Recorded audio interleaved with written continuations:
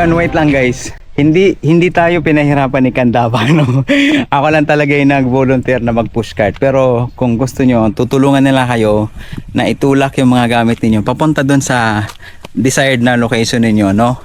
Ako lang yung nagpresentang magtulak na ito. Pero madali lang, kaya-kaya naman. Sinubukan ko lang para mapakita din sa inyo na madali lang sa itulak ng isang tao, no? Pero mabait sila, tutulungan nila kayo. So yun lang, nag-enjoy kami dito sa Candaba. Salamat sa panonood.